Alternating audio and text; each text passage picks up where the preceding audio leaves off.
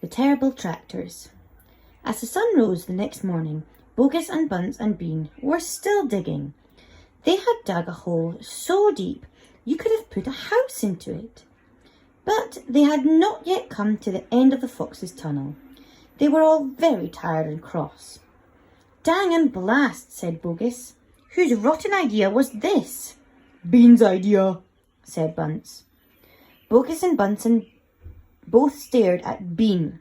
Bean took another swig of cider, then put the flask back into his pocket without offering it to the others. "Listen," he said angrily. "I want that fox. I'm going to get that fox. I'm not giving in till I've strung him up over my front porch dead as a dumpling." "We can't get him by digging, that's for sure," said the fat Bogus. "I've had enough of digging." Bunce, the little pot-bellied dwarf, looked up at Bean and said, "Have you got any more stupid ideas then?" "What?" said Bean. "I can't hear you."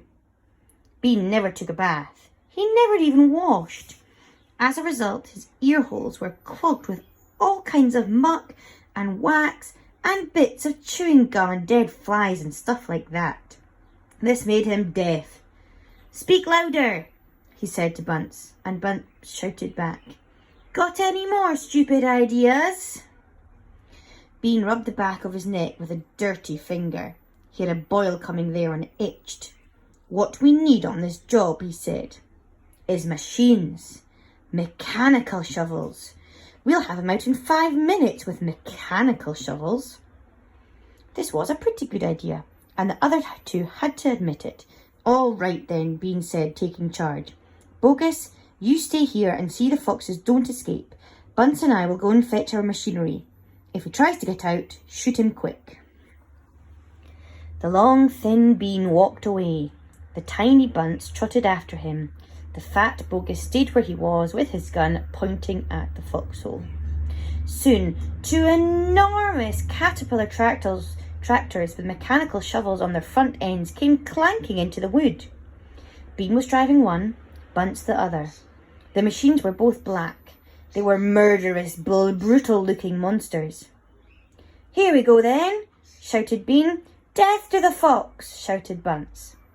The machines went to work, biting huge mouthfuls of soil out of the hill. The big tree under which Mr. Fox had dug his hole in the first place was toppled like a matchstick.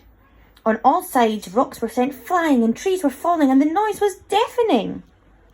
Down in the tunnel, the foxes crouched, listening to the terrible clanging and banging overhead. "What's happening, Dad?" cried the small foxes. "What are they doing?" Mr. Fox didn't know what was happening or what they were doing. "It's an earthquake!" cried Mrs. Fox. "Look," said one of the small foxes, "our tunnel's got shorter. I can see daylight." They all looked round, and yes, the mouth of the tunnel was only a few feet away from them now, and in the circle of daylight beyond they could see 2 huge black tractors almost on top of them. "Tractors!" shouted Mr. Fox, "and mechanical shovels! Dig for your lives! Dig, dig, dig!"